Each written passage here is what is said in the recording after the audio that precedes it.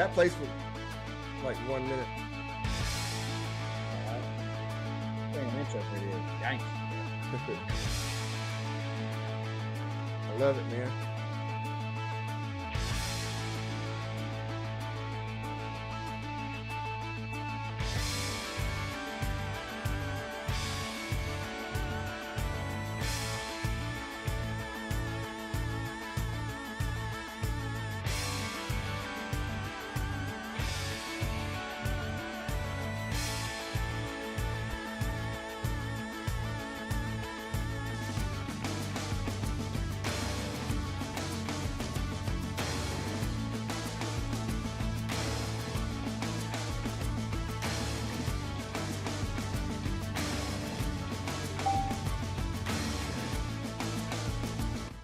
What's good, everybody? Welcome back to the Sports Code Podcast.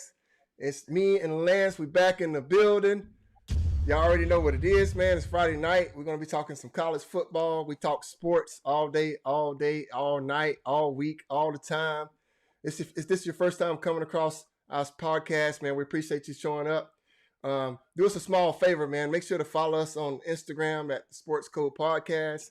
Make sure to follow us on Twitter, the Sports Code P. And we live stream every week here on YouTube. So welcome to the podcast. What's going on, big dog? You got your Florida State Seminoles on. I mean, right now, as my friends that are Florida State fans, they're in mourning. They're throwing Florida State gear away. I saw a guy burn a framed Deion Sanders jersey the other day in a fire.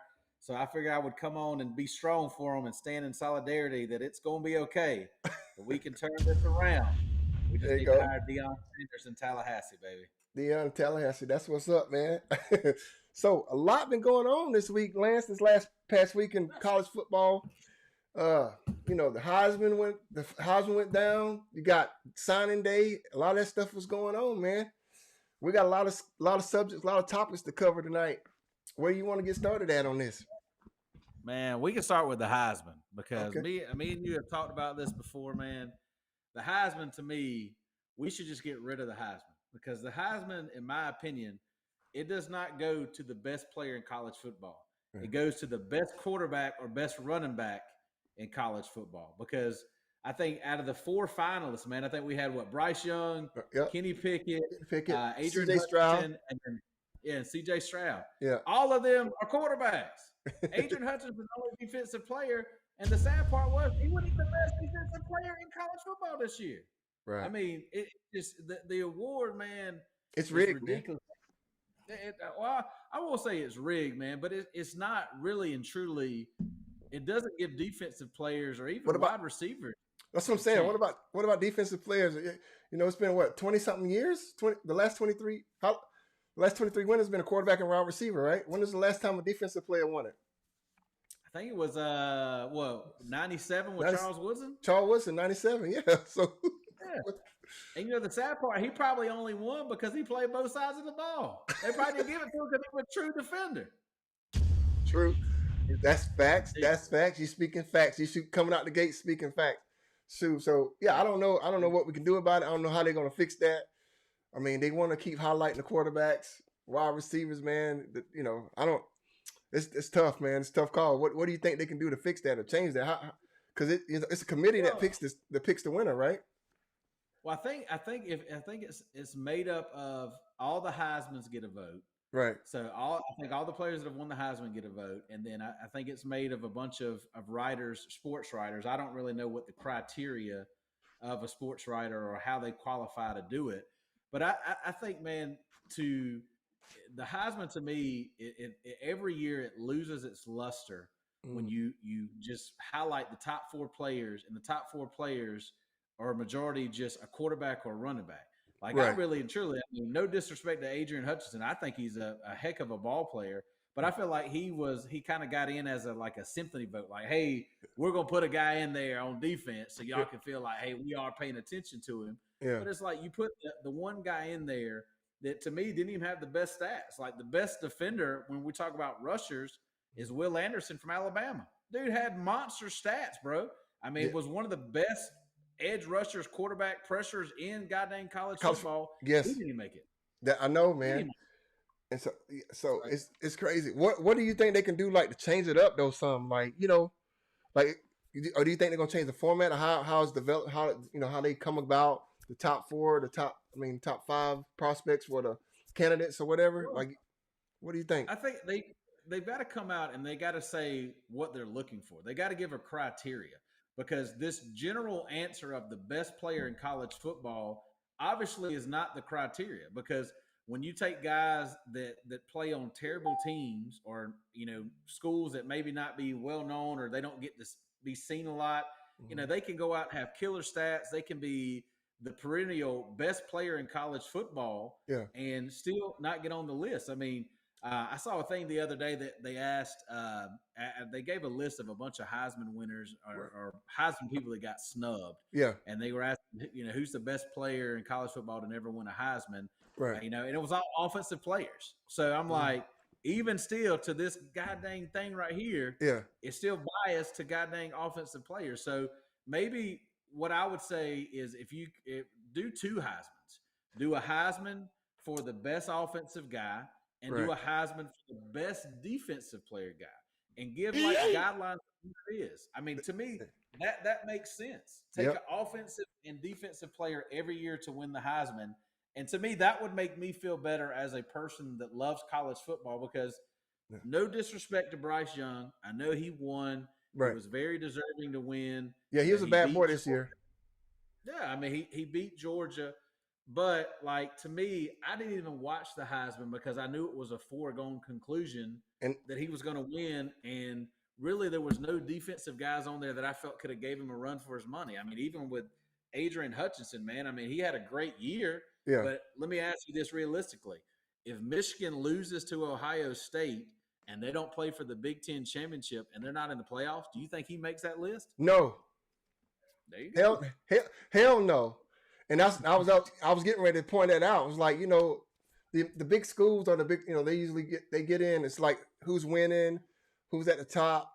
And I mean that has some merit behind it, but it's like it's a wider variety, a wider pool to play, wider pool of players. Like you said, you need a defensive player, you need an offensive player, and I think it's Well, yeah. Go ahead, go ahead. I was just going to say, man, from an offensive standpoint, naturally, an offensive player is going to have more opportunities than somebody on defense. A quarterback's going to have the ball in his hand just about every play. A running back's going to have the ball in his hand a lot of the plays. But a defensive guy, you take, you know, I'll give, we'll just use Charles Woodson as an example. Right. When he was at Michigan, do you really honestly think that quarterbacks tried to throw the ball his way? No. No, So never. if he didn't get opportunities to make interceptions, Right. how can you say, all right, he's not one of the most dominant players in the sport because he shuts down his side? Right. Really and truly, what won him that Heisman was the fact that he played on both sides of the ball. If I could be wrong there. No, you're right. He got on both sides of the ball for sure. But he also did kick returns, he did punt returns, he did special teams and stuff like that. So he got opportunities in that. Not every great defensive player gets that opportunity. Will Anderson, like we mentioned for Alabama, dude's not going to return a punt. Dude is not going to return a kickoff. It's just you're not going to do that. Yeah. But to me, he had a just as big of an impact on the game as Bryce Young. When you look at the stats, I mean, it ain't like Alabama was just blowing everybody out this year in college football. No, a lot of their games were close. They did a lot of struggling. There was a lot of games decided in the second half. So who's to say, all right, Bryce Young might have got the game-winning drive at Auburn, but, man, how many times did Will Anderson stop Auburn in the second half to put them in position to come back and win that game? That's true. That's true. You're right about that, man. So, like, Kenny Pickett, C.J. Stroud, I mean, who else? You got any more names you think should have been in the finalists that you think of? I mean, when you break it down and you talk about guys that made an impact in college football, I think you can talk about Will Anderson is a guy that I think should have been up there. Mm-hmm. The Cincinnati's got a cornerback named Kobe Bryant that is out of this world. He won the Jim Thorpe Award, so he's one of the best cornerbacks in college football.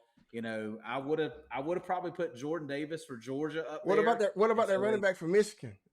Did he have a solid season all through the year, right? I mean, he had a solid season too. I don't even think he didn't make the top 4. I think Yeah. he made the top 6, but he Yeah. didn't make the cutoff to be invited. But I mean, yeah, Kenneth Walker Jr. I mean, Yeah. he had an incredible year. I mean, he was really and truly Michigan State's offense. I mean, Right. they really didn't have a quarterback that could throw the ball, but I think you got to highlight guys from every aspect of the game. I mean, Right. I would even say this. I mean, the likelihood that a punter could ever get their way into the conversation of running for the Heisman is probably slim to none. But if a kid is just one of the best in college football, and flips the field and puts his team in positions to win the game, that's to me is the best player in college football. Now, Yeah.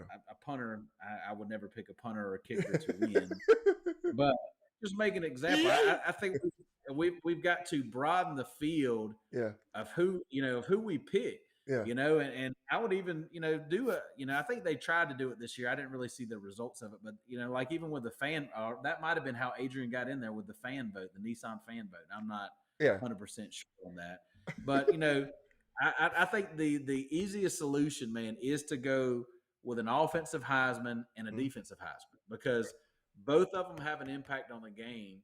But I mean, you think of a defensive player that doesn't get as much opportunity as a guy on offense. Naturally, the Heisman is going to be enamored by somebody that has stats. Right. They're going to say, all right, Bryce Young threw for 5,000 yards. Well, that's great. You're right. That's his position. That's what the offense does. Do you think if he wouldn't have had that big game in the SEC championship, he would have got it? I think that pushed him over the edge. I think it really depends on how. Even if he lost, I think it depends on how he played. I think that's why when you look at Georgia, I think that's probably why a lot of people are down on them in the playoffs, is because not that they lost, but how they lost. Yeah. So I think if Bryce Young lost to Georgia, but say he lost on a game-winning drive, but he put up 400-something yards, they put up the most points against Georgia all season, I think that still propels him to win it. Right. Because, I mean, you got to think, the last game C.J. Stroud played was at Michigan. Yeah. And all people remember is Michigan driving him into the ground and sacking him to win the game. Bryce Young got one more opportunity in the SEC championship game and excelled. So I'm sure if you look at their statistics, I don't know how far off they are. I'll have to do a little research on that. Yeah. But it was the last game of the season, as they call it, the Heisman moment, that really propelled Bryce to win.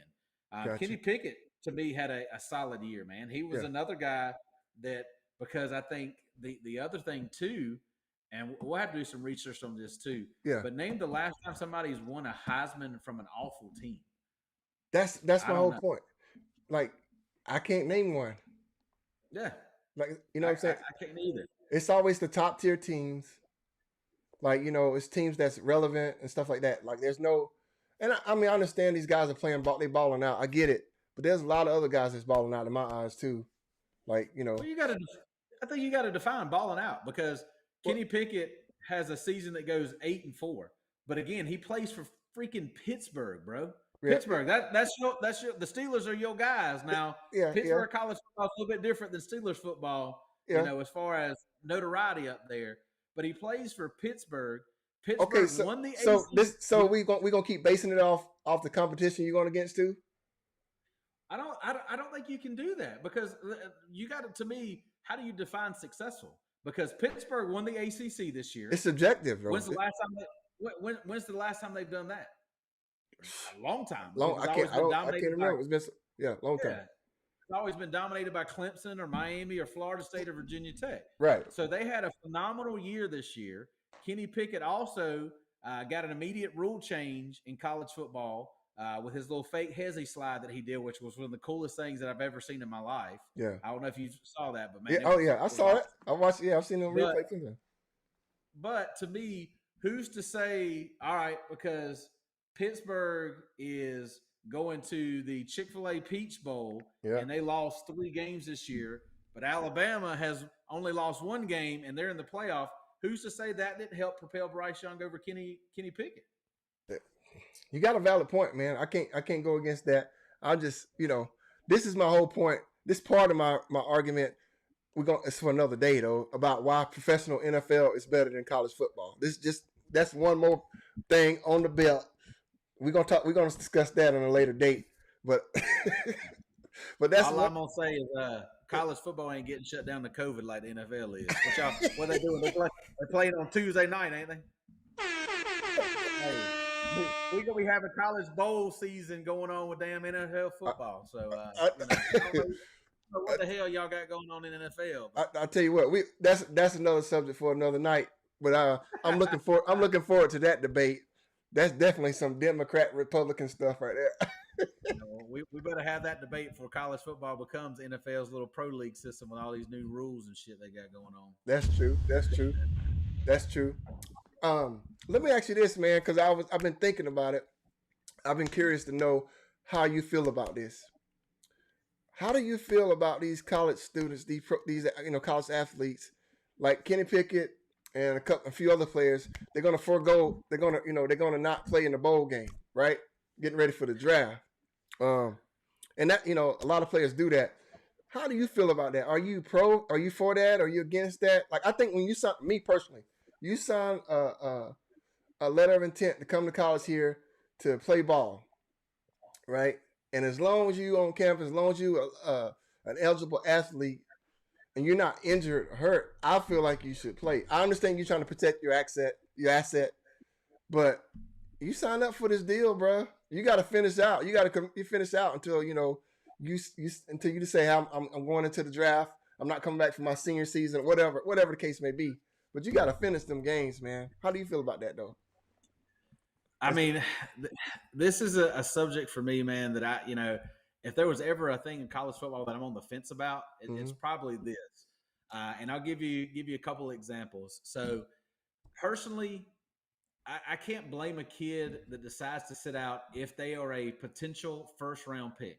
Like if first round, if you're guaranteed first round and you're playing in the Bahamas Outback Bowl on December 22nd against a lowly team that probably isn't good, and there's a lot of risk there for you.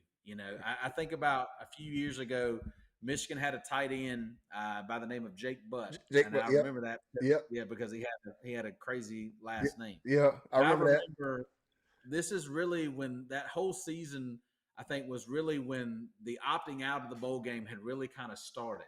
Mm-hmm. And Jake made the statement. He's like, I love Michigan. I love my school. They've done so much for me. I love my guys. I'm going to go out and play. And he went on to play in that bowl game. And lo and behold, what happened? He blew out his knee, got a torn ACL. He was a potential probably first or second round pick, wound up going, I think, third or fourth to Denver, if I'm not mistaken. And his career never really did anything more than that. Now, but Lance, that's the risk, man. That's part of the risk, bro. You sign up for this. I get it. Go ahead, keep going. I just I can argue this one, but you keep going. No, I mean I say it this way. The part of me is I'm not willing to say that injury is what derailed his career, because I honestly believe if you're a great player and you have a love for the game, an injury doesn't define your career. Right. There's an opportunity to come back from that. But the one thing that I do not like about players sitting out is it robs you the opportunity to see the best play on the national stage in a bowl game for games that you may never get. Because you alluded to Kenny Pickett. Who's the team that they play? They play Michigan State in their bowl game. Well, who do we talk about as Michigan State's running back? Kenneth Walker Jr. And we said, hey, he finished sixth in the Heisman voting, had a phenomenal year. Well, what is he doing? He's sitting out as well. So now the one game that would have a lot of luster of getting to see two potential players that are going to be NFL stars are not going to play. So now there's probably not going to be a lot of people that want to watch that game unless you're a Pittsburgh fan or unless you're a Michigan State fan. A diehard fan. Oh yeah. So I mean, I completely understand, because this has hit my Bulldogs before too. Right. I've shared the story with you. I drove to New Orleans to watch them play Texas. That was the year that DeAndre Baker won the Jim Thorpe Award. We had who else did we have? I think we had a bunch of great defensive players. Yeah. They all decided to sit out, and we got our ass whipped. And it wasn't fun, because you could tell that the kids that opted out didn't want to be there, but the kids that were there were like, look, we're not in the playoffs, so we don't want to be there. So I don't know that it naturally has more to do with kids sitting out versus not being in the playoff. Like, to me, I think it's risk reward. Right. For a kid, because I think the one thing, to your point, Chad, that I think is very, I think, imperative to look at for a kid that is a potential third round, fourth round, or potential late second round. Yeah. This extra game could be something for you that have extra tape out there for people to see you on the national stage and get you further in the NFL than potentially you would get by sitting that game out and trying to, win it all at the combine. Winning all the combine. Exactly, man. And that's what I'm trying to say. Like, because like let's just say at the beginning of the season, the beginning of the college football season, when these teams, well, let's say like the big big teams, the big SEC teams, they start out the gate. They usually don't have big games at the beginning. A lot of times they don't. They might play somebody like Appalachian State or something, whatever. What a player get hurt, he gets hurt, and the season is over. What's the dip? I mean, to me, the only difference is you just got more time to recover with the severe injury. But I don't know. I just feel like you signed on to come to college here. You signed on to come play ball. You're getting a free ride. And yes, I understand if you're going to be a top pick and you playing a bowl game, the game don't really matter. I get all that. But, you got, I don't know, man. It's just. Well, I think another question too is, and one thing that I would love to hear, and I don't think we could probably get the answer to this, but I would love to view how NFL executives really feel about kids that sit out of bowl games, because that's a good one. That's a good one. The counter side of it too. If I'm an NFL executive and I have a kid that is a potential top pick, and the one thing that I want to see from them is I want to see, do they have the love for the game? For somebody that has a love for the game, they're not going to sit out their bowl game. They're going to say, look, I earned this opportunity. I put in the work throughout the regular season, so I'm going to play. And I'm glad you said that. The love of the game, bro. So many people just playing and trying to get to the check. I want players that love playing the game, bro, not just for the fame and the money. Go ahead, man. I just when you said that just hit me real hard in the chest, because there's a lot of. I agree with you, man. I think it's super important, because if I'm an NFL executive and I see a kid like Kenny Pickett and I say, you know what? Because and Kenny Pickett, I don't even really know how he's being evaluated or his draft stock right now. I probably need to look into that. But this quarterback class this year is super, super weak. Just from being honest, from quarterbacks that are coming out. It's Kenny horrible. Pickett might be the best of the bunch. But you got to think about, from a terrible team like the Lions, do they say, hey, I'm going to blow my first round pick on Kenny Pickett? Right. Probably not. No. But from an NFL executive standpoint, if I'm looking for my next franchise quarterback to lead my program, do I want a guy that I'm just like, all right, cool, he's going to give it his all. He's not going to quit when things go wrong. He's going to fight through injuries. He's going to be there for his guys. Or do I want a guy that's like, look, I'm watching out for me? Because to me, I understand you've got to make the best decision for you. And that's why I think this decision is different from everybody, because I've had people tell me, like, look, so-and-so comes from a bad upbringing. They come from, nothing. Right. So he's got to protect his assets to take care of himself and his family. Right. And I can understand that. But at the same time, too, you like, I think you said it earlier, and it rings so true. What's the difference between your bowl game and game 2, 3, or 4? You can still have the same risk to get hurt, but the only difference is you've got time to recover. Right. With the NFL, I think they've shown that even people that get hurt toward the end of the season, or even, in the playoffs, you've got that being an opportunity that, all right, if you're a great player, we know that, hey, that you can recover from this and you can come back. So we're still going to take a shot on you. So, it's tough for me to say I lean one way or the other. Yeah. My preference as a college football fan, I want everybody to play, because bowl season to me is one of the greatest times of the year to see teams that you don't get to see play. So, yes, I would be super excited to see Kenny Pickett and Kenneth Walker Jr. in Atlanta, Georgia, in the Peach Bowl to play each other. Yeah. But, unfortunately, we're not going to get that. Right, because, like I said, different in the pros, they already under contract. They're getting paid. A lot of times the players sit out. They sit out preseason games. They sit out late in the season if they already got a playoff spot. It's solidified. They arrest players and stuff like that. But that's different. That player is going to be on that team Yeah. for the big game, whatever. I don't know. It's up and down with that. But we gonna move on, man. Let's see what we got here. We can talk about National Signing Day week, man. Where your Florida State at? Coach Prime Deion Sanders. He did his thing, didn't Man, you talk about did his thing. I don't. I'm still trying to figure out what his thing is because I saw his interview the other day, and his interview the other day, he said he didn't do nothing. He said ain't nobody getting paid, ain't no money changing hands or nothing. So, Stop the cap. That's all. yeah. Well, and it's crazy, man, because you know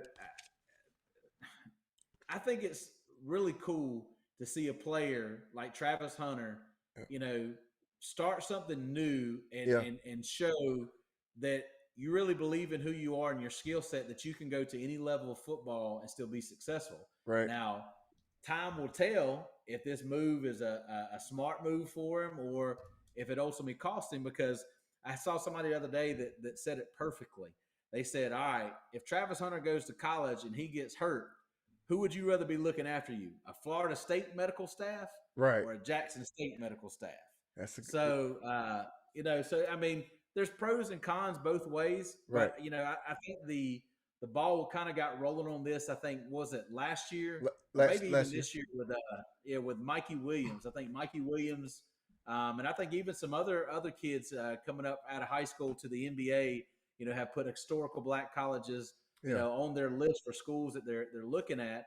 But Travis Hunter is really the first one that's made the jump and said, "Look, I'm going to spur the Power Five, and I'm going to go this route." But I Yeah. think even too, if you read his statement that he made, man, it was very very thought out, very thorough, and just a well written statement, man. He talked about guys like Jerry Rice. Yeah. He talked about guys like I believe.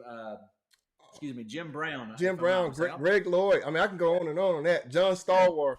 There's a lot of players Yeah. that went to smaller schools, bro. That Yeah. made it big and did big things. If you good, Yeah. they're gonna find you, man. You're gonna make it. But Yeah. like you said though, you hit a solid point when you was like, Florida State medical staff or Jackson State Yeah. medical. But I think because of his position, the position he's played defensive back. And Deion Sanders, the godfather of that position, he knows all the ins and outs and how to get to the next level. I mean, you can't get no better, no better coach trainer than that. Well, that's true, but here's the other spot of it too that you have to look at. Okay. Travis Hunter, to me, he is a daggum. He's rated an athlete, Yeah. so that because he can play literally both sides of the ball. But when you watch his highlight tape, CP, the majority of his highlights come from the offensive side of the ball because he is a big body wide receiver that is fast. He gets the ball, he makes people miss, and he goes to the house. Again, I watched him play in high school here at Collins Hill, and they just literally won a state championship. Yeah. And basically, it looked like he was a man among boys when they played at Georgia State up there in your neck of the woods. Yeah. So there was a lot of schools that wanted him on the offensive side of the ball. So granted, I understand, Florida State was the school. That's the school he grew up, cheering for, that he loved. He spent a lot of time there. He got family on the coaching staff, right? I believe he got I think it's an uncle, if I'm not mistaken. Okay. I could be wrong about that, but I know he's got somebody super close to his family that's on Florida State's coaching staff. That's why everybody said there was no way he would leave because he wouldn't disappoint his family. Yeah. But at the end of the day, these kids, they have to make the best decision for them. In this NIL, NIL. No, that's not it. The NLI, whatever. NLI, yeah, you got it. Whatever. Yeah. I get them confused because you got National Letter of Intent and then the little money one. So NIL. So that changes the dynamic of college football forever. And that's what scares me when we talk about the comparisons of NFL and college is I'm a big component of kids being paid for their image and their likeness. Yes. But I think it needs to be more set up to where schools can not really dictate how much money they can make, but schools can actually put them in positions to be successful to make money. Because right now, college signing day this year is probably signing day is one of my favorite things to watch, man, Yeah. because the 2 days, the day leading up to it and the day of, it is absolutely free for all crazy with the kids that commit to schools and how they commit and how they flip Yeah. and stuff like that. But this year really had a vibe to it of you felt like some schools were like almost buying players. Yeah. So I mean, I'm not going to say that's what happened with Travis Hunter because But I'm going to take Deion. this sign, Travis Hunter signing with JSU, Jackson State University, is going to change. It's going to change the game, man, because people copycat type people. They want to follow. Somebody got to do it first, right? Then other players and other coaches and other schools and stuff going to start falling in line. And these big schools, these top 5, top 10, top 25 schools, are going to have to come with something different, man, because these kids, Deion Sanders, he's in same mindset as these young people. He have that same mindset. He know how to relate to them. He know how to talk to them. He's into that kind of verbiage, that kind of language, that lingo. And when he's sitting in the kid's parents' home, he got that swagger about him. that prime juice, baby. like I like to call it. And that these young kids, man, they all about being lit, and TikToking and all this stuff. So I think it's going to change the format a little bit, man. Moving forward for sure. So well, and here's the thing too, man. And we've talked about this before, but really and truly, I think what'll set the stage if we see more of this is the fact is if Travis Hunter is successful, because the only question that I would have about this is with the way that college football and coaching was moved around. I mean, we talked about a couple shows ago, man, just the landscape of how the coaching carousel and how crazy that is. Right. So who's to say that Florida State doesn't come out next year and say, you know what, we're firing you, Mike Norvell, because you obviously suck at recruiting. You winning 4 games. We're Florida State. We're better than that. So you're fired.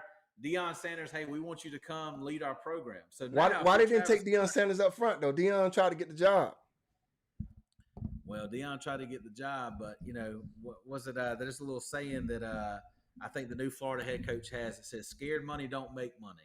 Yep. So right now, Florida State in that position, they felt like, hey, we've got to go with a proven winner. And here's the thing too. Florida State kind of deserves what happened to them. Just being honest with you, because what they did to Willie Taggart when Willie Taggart was there was dirty to me, because I felt like they were kind of sabotaging him, when he was head coach, and now he's down, I think, at South Florida, and he's being pretty successful down there. So I'm glad to see him coming out on the good side of it. But Florida State kind of deserves this, because really and truly, with the way that college football is changing, college football is all about recruiting. College football is all about facilities. College football is all about relating with kids. Yeah. And Florida State has this prestigious program. I mean, Bobby Bowden, probably one of the greatest college football coaches of all time, outside of Nick Saban. But they had Jimbo Fisher, and I'm really not a big fan of Jimbo Fisher. I don't think he's a great coach, but that's another story for another day.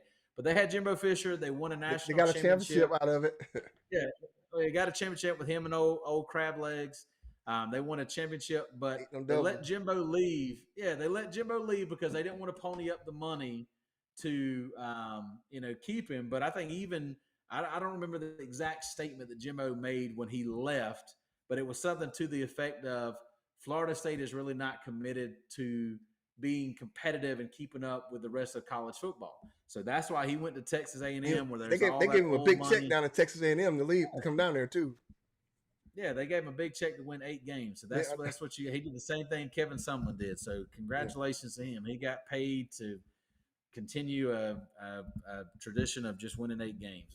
But I think Florida State, it all depends on your leadership. College football, to me, it's all about, coaching is important. Don't get me wrong. Culture is super important, but it's all about how committed your athletic department and your school is committed to winning. And I don't think Florida State has really reached that point where they're committed to winning. No, because you've got people like, hey, we got to keep their student athlete. We got to keep education first. And I agree with that. I think it's super important. I know even Dabo Sweeney, that's what he's been crying about all week. Yeah. Is like how he doesn't like the new era of college football and the transfer portal. He don't like that. He don't Yeah. like kids getting paid. He even made that statement 2 years ago that if kids got paid in college football, he'd quit. And what's he doing? He's still coaching football. Still So coaching right now. yeah, he's still coaching because. Yeah. But I think Florida State, to me, their next move will probably be something unorthodox. Yeah. Maybe like a Deion Sanders, because Deion Sanders won a championship at Jackson State. He won 11-1 this year. Yeah, they 12-1, 11-1. They got a game tomorrow here in Atlanta. Yeah. Yeah. So here in Atlanta. So yeah. Why would you not take Deion, who, I mean, if we're being honest, man, he created Florida State. He made Florida State what it is. Definitely. It all started with him. The popularity, the big business, the big brand. It all started back in the late 80s with Deion Sanders and that crew, for sure. So yeah. I just think I think it was because we even talked about this when we went on, man. When you look at coaching, everybody says you got to have head coaching experience. That's what universities are looking at. Yep. But three of the last hires for big universities, Oregon, Notre Dame, and Oklahoma, all hired defensive coordinators that have never coached a game as a head coach in their life. Dan Lanning went to Oregon, Brent Venables went to Oklahoma, and then Marcus Freeman, my boy Marcus Freeman, got the job at Notre Dame. Right. So we'll see. So college football is trending away.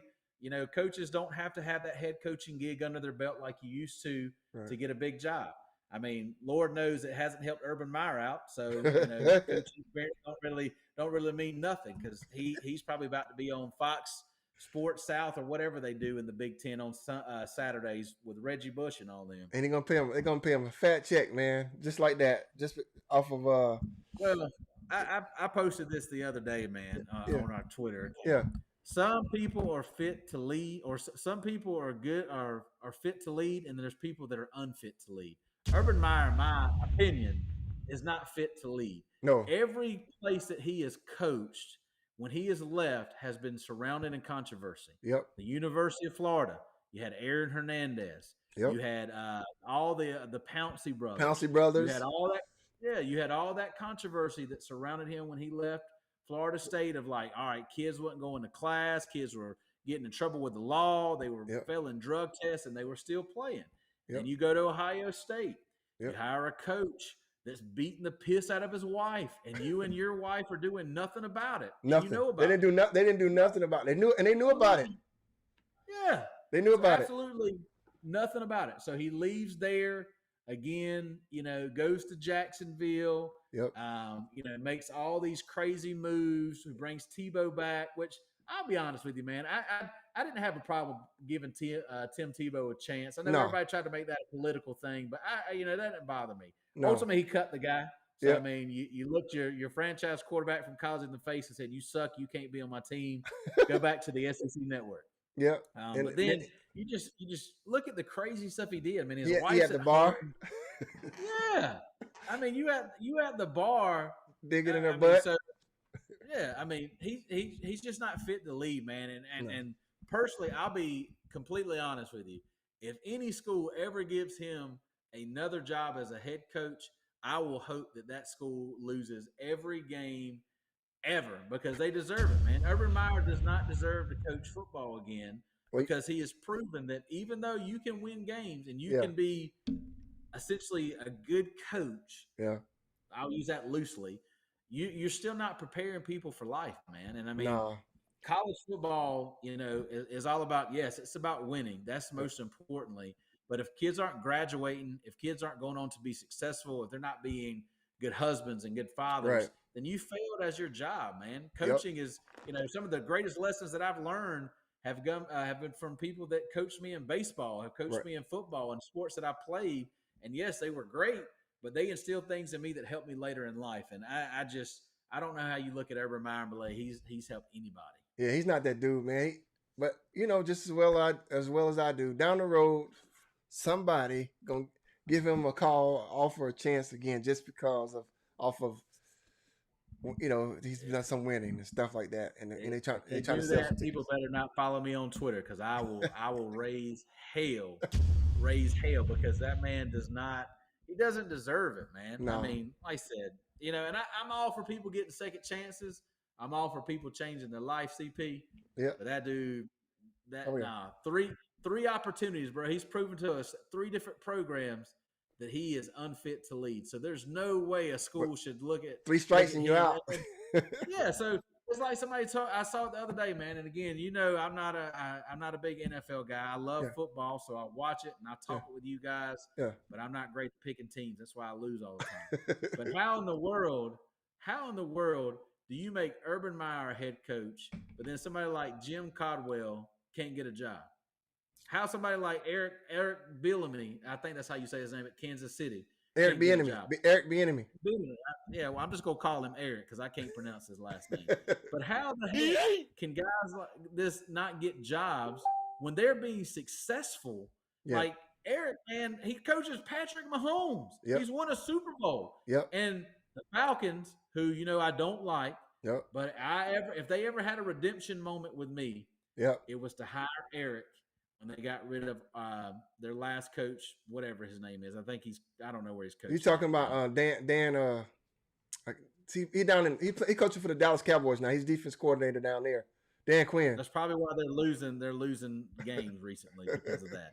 But yeah, you're right, man. They bypassing real good coaches that's made their merit, that's earned their stripes, and this earned opportunities, man. Yeah. Because here's the thing, and I'm gonna go ahead and make a bold prediction right here on our show, and I want you to write this down so we can talk about it on Tuesday night. Okay. So Jim Caldwell cannot get a job. Eric Bieniemy can't get a job. I think there's what's the Tampa Bay defensive coordinator's name? God, I'm drawing a blank right now. He's damn good too. Yeah. These gentlemen cannot get a job or can't even get a damn interview. Look it up. Freaking the Jaguars are gonna go out and hire somebody like fucking Jeff Fisher to come coach their program. Old washed up Jeff Fisher. But these guys can't get an opportunity. His name Todd Bowles. Todd Bowles. There you go. I knew I was thinking of his name. These gentlemen can't get even an opportunity to get a chance to coach Jacksonville or turn them back to respectful. But we'll go down hire old ass Jeff Fisher or whoever the damn guys at Wilder Dam Recycle. What's the offensive coordinator for y'all? He used to be a head coach too. He sucks ass, and he'll probably get it. Yeah, our offensive coordinator right now is Canada, Mike Canada. He's horrible. He's the guy before that I'm thinking about. I don't know. Yeah. He used to be. You talking about Todd Haley?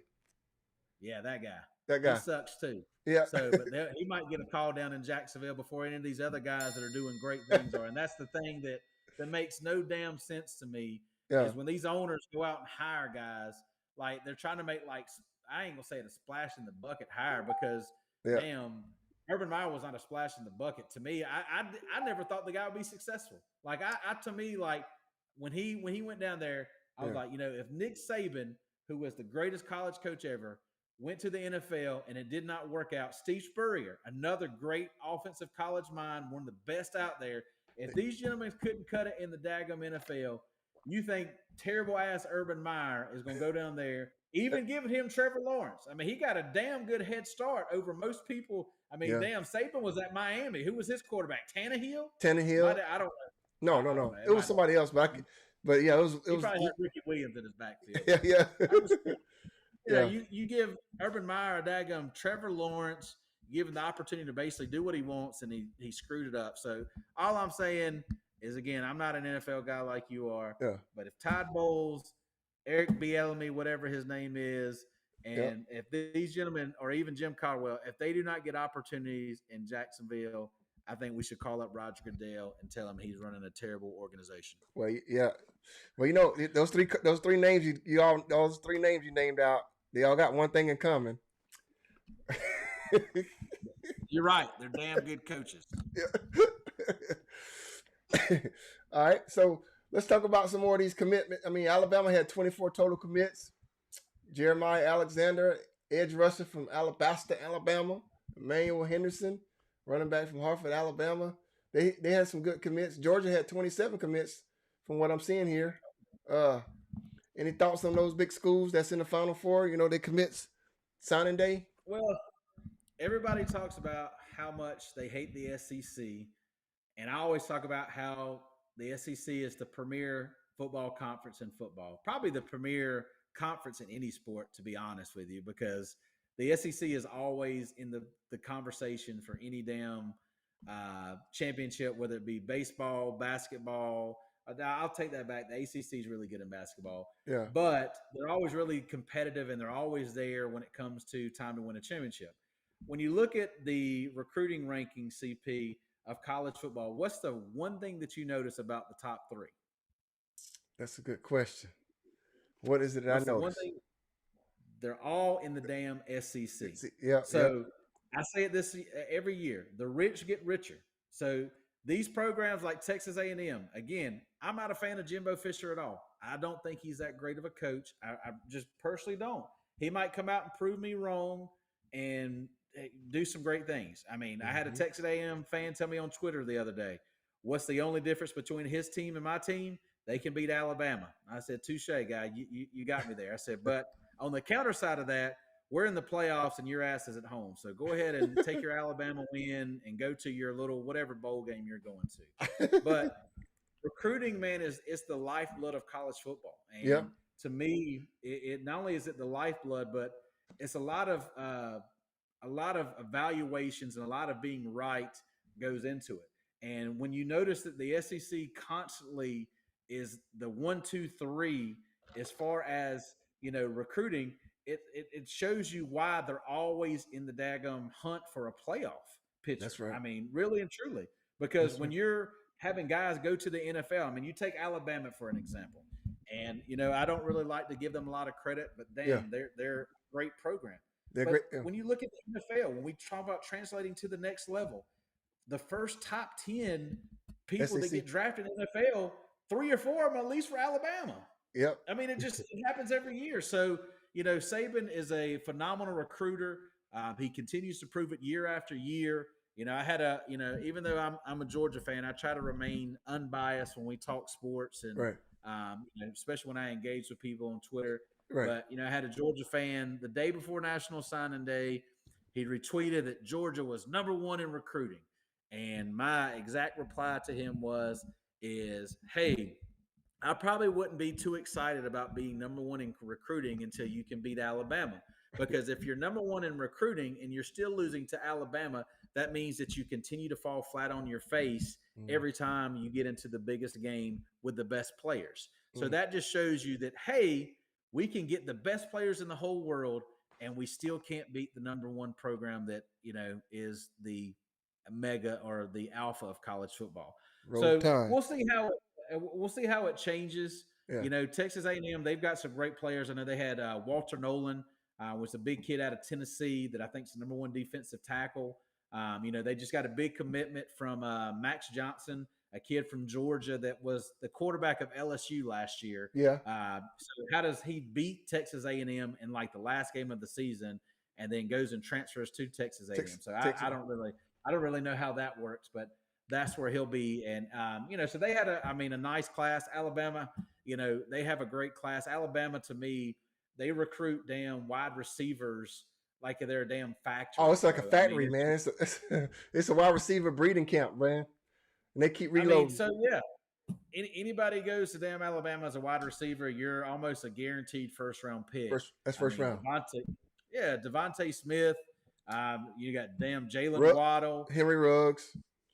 We can't really talk about Ruggs, Yeah, but yeah, yes, he was good before he got in his little bit of trouble. yeah, yeah. But yeah, they keep reload. I mean, they keep reloading, man, year after year after year. Jerry Judy. I mean, Calvin Ridley. They just keep going. Well, but of course, how's this? It shows you how terrible the Falcons are. So, out of all the receivers we just named that are just premier great wide receivers, Julio the Jones. Falcons named Calvin Ridley, and his ass ain't even playing. No, no.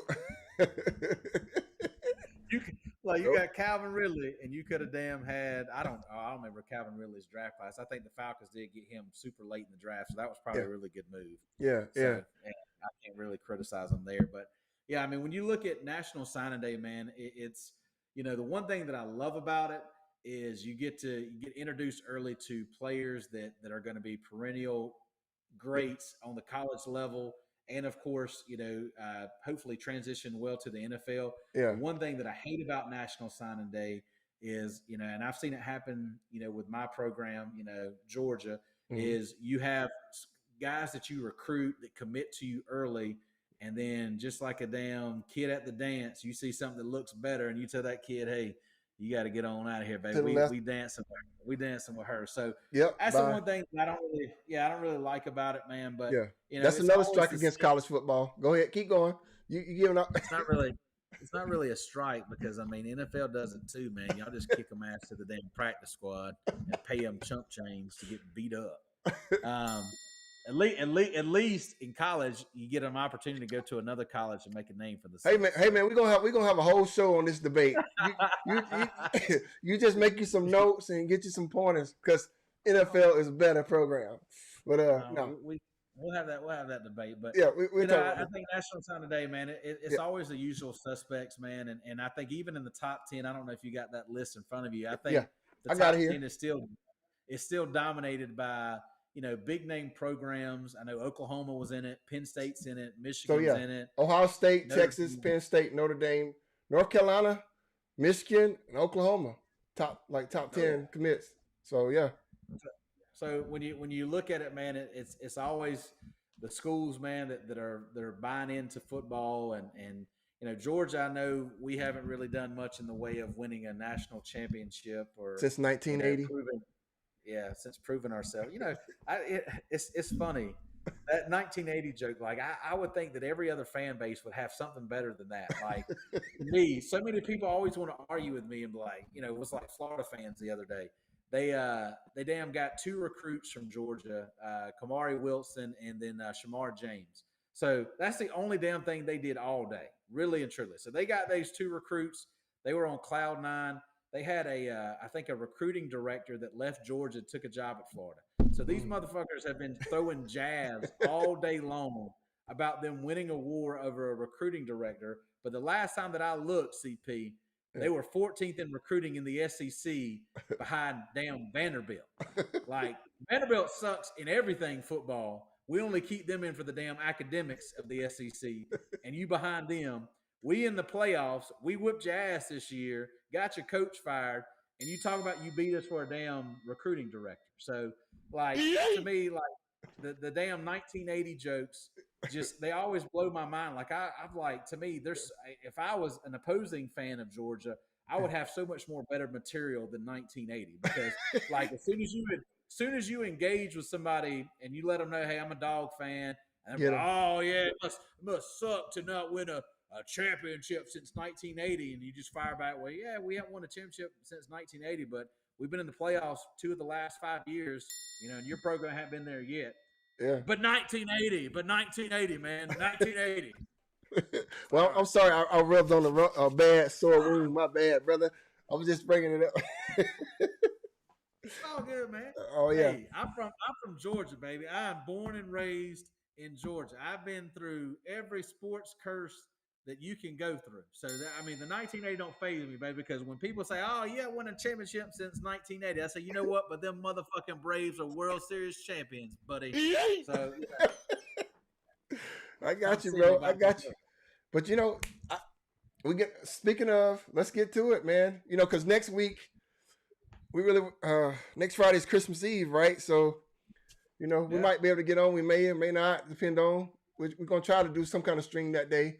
But All right. did you want to go ahead and pick who you think's gonna win these playoff games or?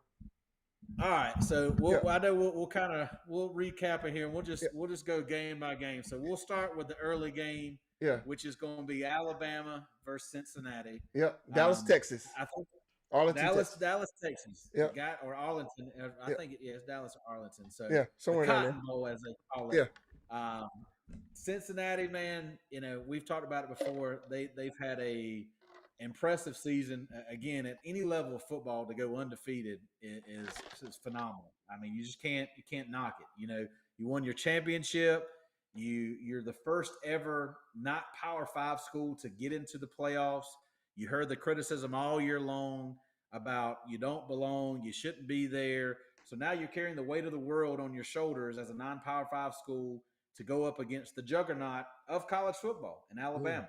Mm-hmm. The one thing that I will say that I think is in Cincinnati's favor is Alabama fans. Y'all probably try to come for me on Twitter later. That's cool, but Alabama is not the dominant Alabama of Alabama past. And what I mean by that is Alabama has shown that they are vulnerable, very vulnerable. When it comes to playing, football, they even get super jacked to play their opponent like they did with Georgia when they just beat our ass in Atlanta all up and down the field. Or they come in and they play a team like Auburn on the road Yeah. and they squeak out a win in overtime against a team that is playing in the Birmingham Bowl tomorrow or today. I don't know. Something like that. So on top of that, you add in the fact that Alabama is super, super beat up. And I don't know if you've heard this yet, Well, but yeah. Alabama has lost John Minchie to an ACL injury.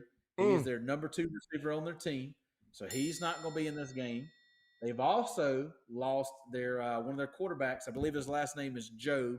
So he's the other guy that's a shutdown corner on the other side. He's done for the playoffs.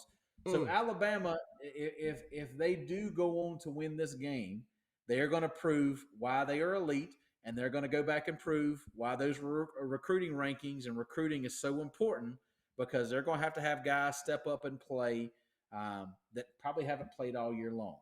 Cincinnati is led by Desmond Ridder. Desmond Ridder is a great quarterback. I saw Georgia play him at the beginning of this year in January in Atlanta. They've got a great running back in Ford that is from Alabama. I don't know if you know that or not, but he transfers from Alabama to Cincinnati for more opportunity and has had a phenomenal year. And then defensively, Cincinnati probably has the 2 best corners in college football with Jim Thorpe Award winner Kobe Bryant. Really and truly, I don't think that Cincinnati can afford to get into a shootout with Alabama. Yeah. And I think that's what Alabama's going to try to make it. Williamson on the outside, I don't care if you put 5 guys on him. He's going to get open and he's going to score touchdowns because that's what he does. Brian Robinson Jr. is a hell of a running back for Alabama. He's probably going to be healthy again. So you're going to see him. You're going to see him back. So I'm going to go with Tammy, and I'm going to pick Alabama to beat Cincinnati. You got Tammy? Okay, all right. Good deal, man. I'm with you, man. They hadn't played anybody, Paul. They haven't played anybody. Cincinnati hadn't played anybody, Paul. They're going to play the Tide, and the Tide is going to whip their ass, Paul. Her name Phyllis. That's Phyllis. That's Phyllis Lance. Hey, that's my impression of most Alabama fans. Oh man, that's wild. Talk to them about football. Alabama fans, when you talk to them about football, they know 2 players on their team, and then they're gonna get loud, and they're just gonna use that accent to drown you out. So you'd be like, well, Alabama, man, y'all really ain't that great this year. Bryce Young won the Heisman, and we gonna beat y'all. Roll Tide. I tell you what, you cow turd. Alabama is the best team in America, and don't you ever dare talk about my team down here in Alabama. We gonna beat some butt. We got Coach Saban as our coach, and he's the greatest coach ever since old Bear Bryant. He's Bear Bryant are there together. So roll Tide. Roll Tide. Don't you dare talk about the Crimson Tide. We the best team in college football. Yeah, I mean, hell, if we try to give Cincinnati credit, but they haven't played anybody, Chad.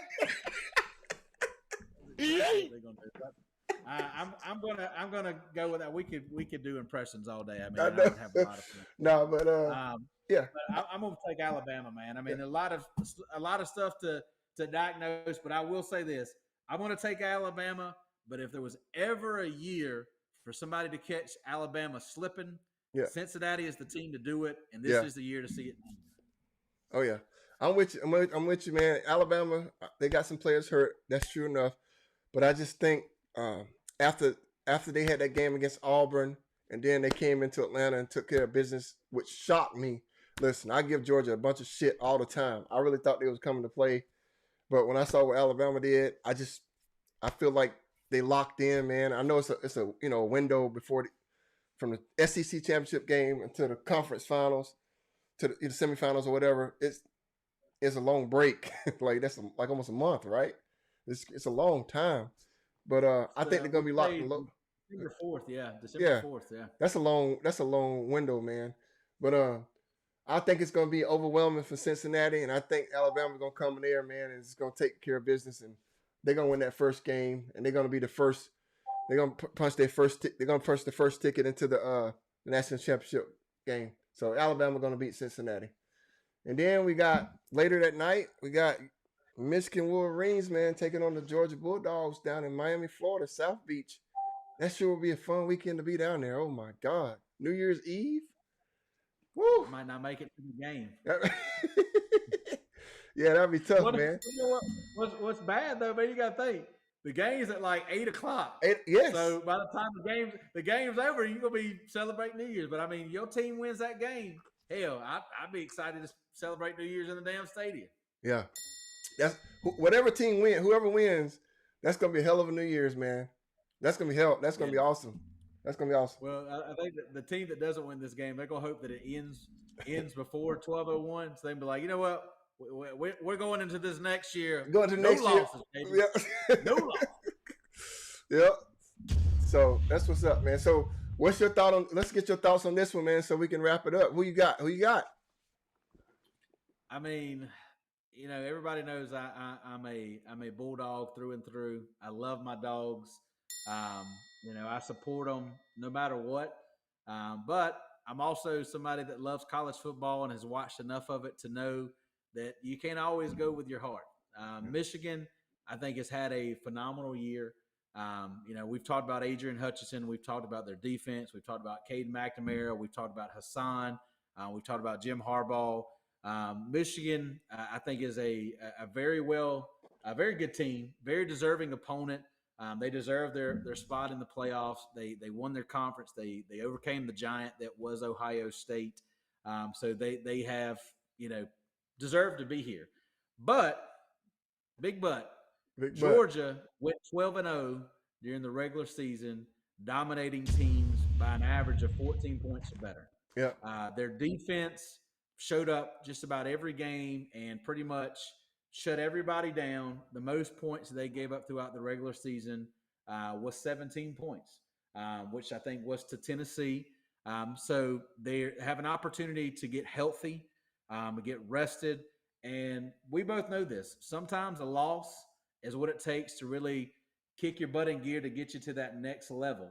Yeah. And we'll find out on the 31st if Georgia is going to use this loss as a stepping stone to go at Alabama again, or if they're just going to fold and let Michigan beat them.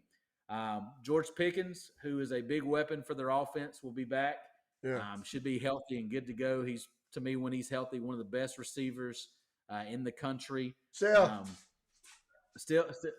a lot of questions about the quarterback situation with what Georgia's going to do. Yeah.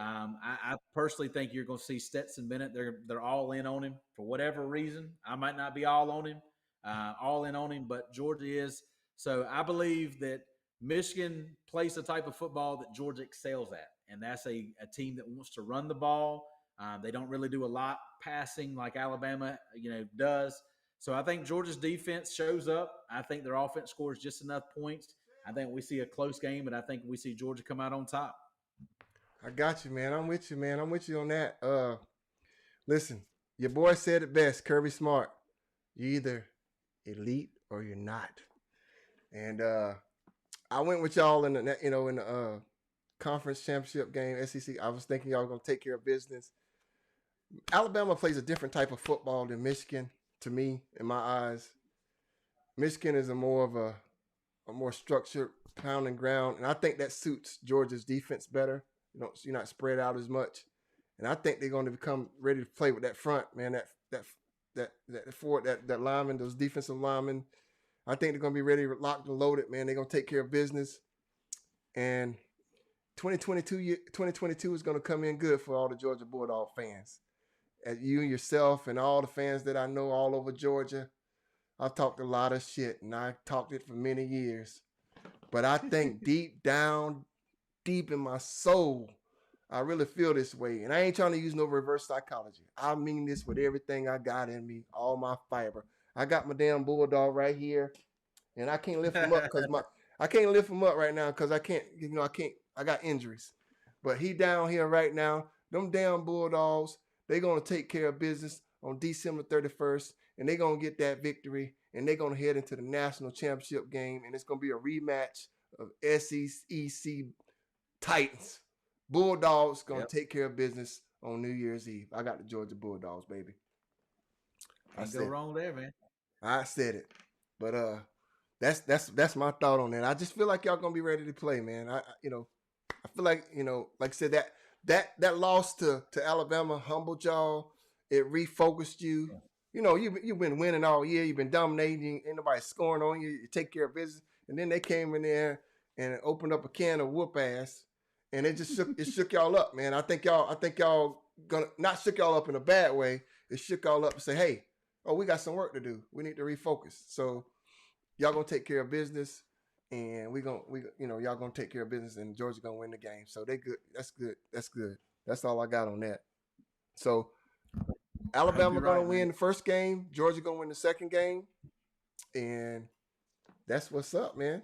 It's gonna be Alabama and Georgia in the national championship game. Part 2, baby. Part two. Oh yeah. Yeah. So that's what's up, man. Any final thoughts on the night show, man? Anything you got to say to the people? Man, just make sure y'all hit us up on Twitter and Instagram, man. We definitely love talking sports on there and interacting with y'all. I love being told I'm wrong. Shout out to the guy that told me that I was wrong about predicting Marvin Jones Jr. to Georgia, and then coming back later and apologizing to me because I was right. I appreciate it, man. Yeah, man, just make sure you follow us on social media, man. Check in with us. Oh yeah. If you got questions, man, shoot them to me and Chad. Something you want to hear us talk about, man. Oh yeah. Let us know. But yeah, man, we enjoy this. Look forward to it. But yeah, that's all I got, man. All right. Yeah, like Lance said, just re-emphasizing what he just said. We love talking sports. If you into sports, if you love being around sport, hearing about sports, talking about sports, come on our live streams, chat, get in the chat, comment. We love talking back and forth with you. We're gonna be on here every week, man. On Tuesday nights, it's me, Rob, Lance, Chad, Hickman, Miko. We come on here and talk some NFL. We talk about predictions and picks. Friday nights, me and Lance coming on here talking college football. As college football season ends and the national championship goes through, March Madness, Super Bowl, Major League Baseball. I mean, this is going to be your one-stop shop for all sports. So make sure to hit the like button on the notifications and follow us on YouTube. Follow us on social media, Instagram, Twitter, the Sports Code Podcast, man. We live and full effect. So that's going to be it for this show, man. And we see y'all on the next one. Happy holidays to everybody, too. Stay safe. Happy holidays. And love on your families and have some drink. Get you some drinky drink. And that's going to be it for this episode, man. We'll see y'all the next one. Peace out.